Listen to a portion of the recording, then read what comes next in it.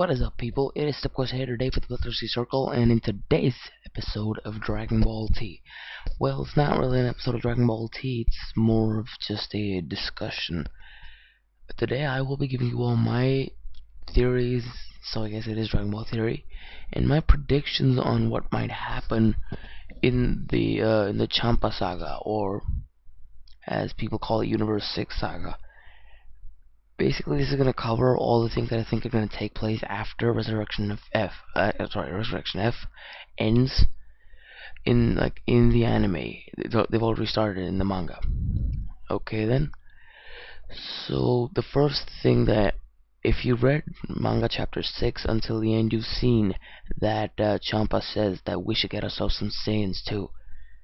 I have no clue which Saiyans he could get, but I do have kind of an idea that he will not be getting like opposites of those Saiyans. He might get someone who's kind of related to someone or looks like someone, but he will not get those exact Saiyans, except that their personalities are opposite. That will not happen. I can guarantee you that will not happen. He can pick any random Saiyans. I mean, they will be pretty weak as compared to Goku, Vegeta, compared to anyone. And there's actually a lot of weird stuff, because there might be a Majin Buu in his timeline. Think about that for a second. There might be a Majin Buu in Universe 6 is, wait a minute. I'm forgetting what it's, Universe 6 or Universe 7. Ours is Universe 7, right? Sorry, I'm really forgetful. Anyway, which Champa's universe basically might have Majin Buu. Imagine how that works out. Imagine if he was created as Kid Buu, and he just killed Babidi. Oops, sorry, he just killed Bibidi as soon as he was created as Kid Buu. Or he's in his Super Buu form, or in his Fat Buu form. Anything is literally possible. But I do think that there will be a Majin Buu in his timeline. Hell, Majin Buu might have a different form. You know, they might actually incorporate some Xenoverse stuff into this, like Majin race. There might be a Majin race. There's a whole lot of stuff we can do. Then there's also Zuno. Zuno is such an interesting character, because I for one, ever since I started watching the series, which was 2012, I think, and I finished watching it, you know, Dragon Ball has this sort of aura around it that it does not have more of a story. It's like a closed universe, and it is not like that. Dragon Ball universe is plenty big, but people feel like that because the Dragon Ball universe basically closed down when GT finished, and it literally had no, very minimal story content released for the next, until of course Battle of Gods was confirmed. It had very little story content released because that people began to think that the Dragon Ball universe is just a really small area with these set characters. Meanwhile, if you had been experiencing this while it was happening, you would have known it's not small, it's plenty big. Yes, it's not as big as the DC or the Marvel universe, but it's plenty big. But now they are expanding, and Zuno is interesting for one reason.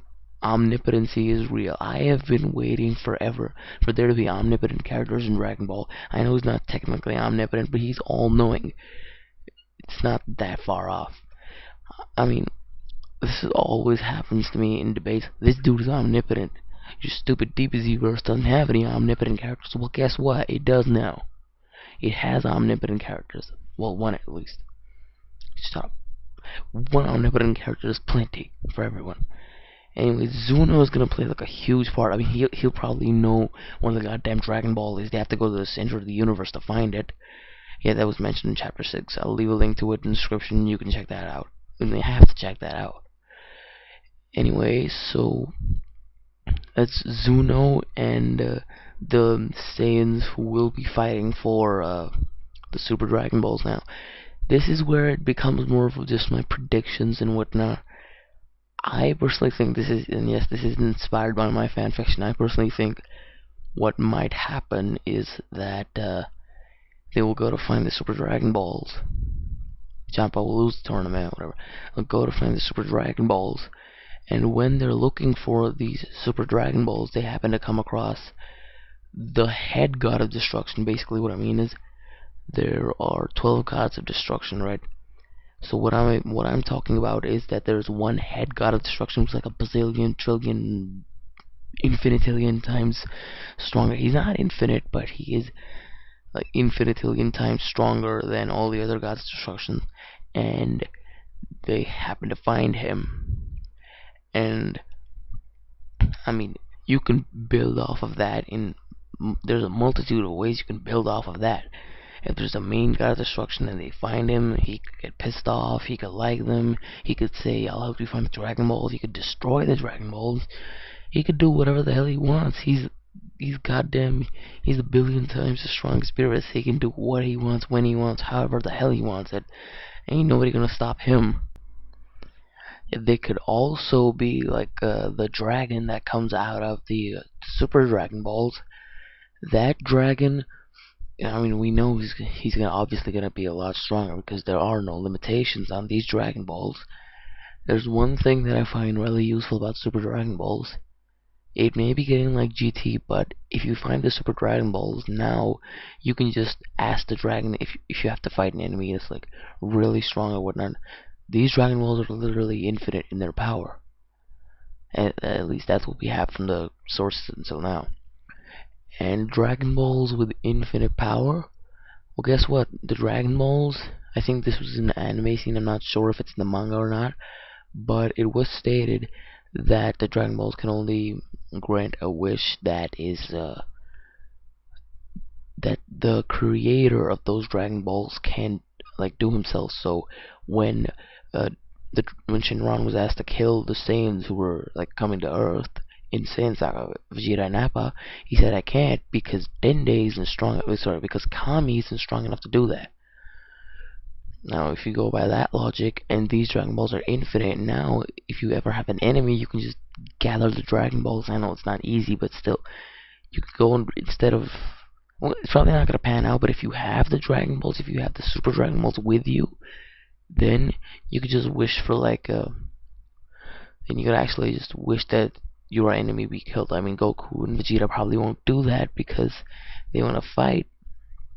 But hey, that's what they might do. And anyway, I do have one last point about Majin Buu in our universe.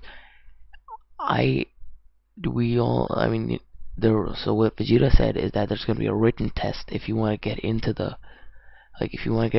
goddamn tournament. That's okay. Goku can still pass by cheating or whatever the hell. How is Majin Buu gonna pass that? He's gonna eat the paper. I'm guaranteeing you right now. He's gonna eat the paper. Majin Buu cannot pass this goddamn test. Forget failing. He's gonna flunk out of the goddamn tournament because that's possible to flunk out of tournaments. It's very possible, yeah. Anyway, guys, it was my predictions for Dragon Ball Super Chapter 7 of the manga and beyond. Like and subscribe for more prediction videos, discussion videos, theory videos, and a lot more. And I will see you all in the next video. Take it easy, guys. See ya.